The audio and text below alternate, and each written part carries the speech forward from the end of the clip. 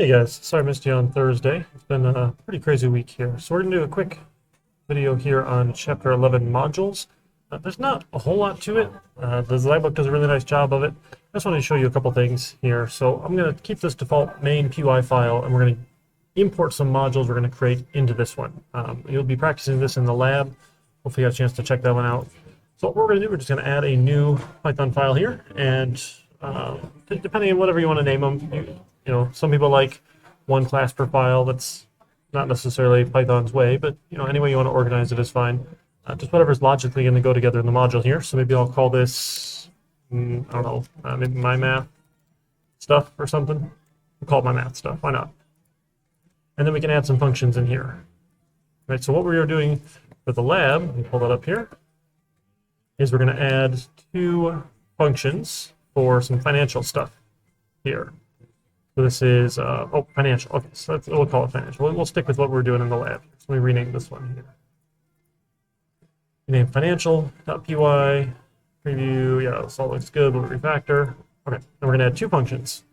One for number of payments, given a rate, payment amount, and present value. This was kind of like how it's used. We can assume the future value is 0, and then we need to do some exception handling in here. Sure, we can get to all that later. Where? Okay, so let's pop this down. There, if these things happen, great. So we're going to define number of payments, and it should do something here. And that was kind of the idea. Let's there we go. Let's keep popping one of this stuff down. I think I might have zoomed in a little too far. Let me just pull that back out a little bit there. Okay. All right. So this needs to figure out how many payments based on a rate, and the payment amount, and the present value is the amount of the loan. Right, sure. So again, for now we'll just let's return 0 just to have something in here. That's probably all tabbed in one or something. Okay, and then we're going to add another function here. The other one is payment amount, given this information. Okay, so we'll add that one there. And we'll comment all this stuff down here. Right, sure. And we raise errors, Okay. So you guys can work on the raising error part here. I just want to show you the module part. Again, we'll just do like return 0 for now. So I've got two functions inside of this. Yeah, it's all upset with all my comments. That's okay. Doesn't like all that. That's okay. So if I want to use those functions here in main, I need to say import financial. So by importing financial, now I can say financial dot, and I can get the two methods directly out of the financial module. So a module is nothing more than a Python class. Now you might find this a little tedious, that you have to reference everything as financial dot. And if you don't want to do that, that's okay. We have other options. We can say from financial, import, and we tell it what we want to import. Then we can import the payment amount, and we can import the number of payments if we want. And then we can use them just by name. I can say payment amount. Sure, and I can do number of payments. Sure. As long as the names are relatively unique, you're okay to do it this way. Sometimes you like having a prefix with the module name, just to make sure we're being distinct, right? If we were to use some other named things that we might have other functions for already, we want to be specific and say they came from financial. So, and again, it types most of it for you, so I'm not really opposed to just importing financial, and then I could say financial dot number of payments and figure it out from here.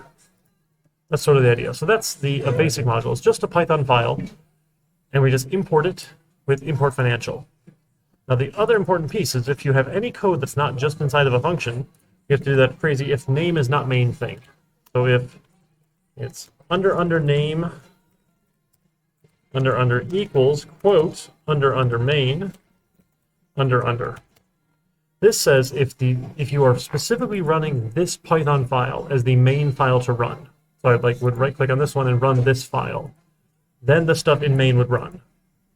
If I come over into the main PY file here and I want to do something and I run this one, this name is main. And when I import financial, what Python does behind the scenes is it goes and reads this entire Python file.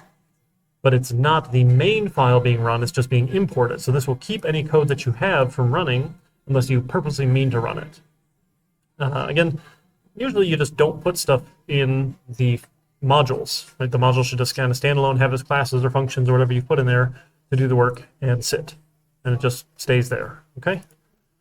Just a couple notes, this payment amount and present value and rate, right? You want to apply the rate to the value of the loan and then subtract the payment. And then apply the rate to the value of the loan, which is the present value minus the first payment, and then subtract the payment amount. And you keep on going, so the number of payments is when you reach 0. Right, and sure, you can call the whole number of payments if you want. That's perfectly fine. If you want to give a decimal amount, that's okay too. I'm not too particular there. The payment amount one, you definitely need to go use this formula from the link here. This one is just telling you, kind of how you would go and use it. Our case is just how many payments you're going to have to make, and we just can do the arithmetic, right? We can apply the rate to the value, subtract the payment. You'll have a lower value then, that interest rate. So over time, you're paying less interest and more principal on the loan. The payment amount has got a special formula because that's based on rate, number of payments, and the present value, depending on how much we need to pay if we wanted to get it done in this number of payments. There's some fancy arithmetic there that you can go find, right? So that's about all we need to know for modules. Again, you can do whole packages of modules. You can do other specific things if you want there. But the Zybooks does a really nice job explaining it, and hopefully you'll get a chance to practice building your own little module, financial module here in the lab, and actually flesh these out, and make them do what they're supposed to do. All right, if you've got any questions, find me on Discord or email or call text, whatever works best for you. Take care, guys.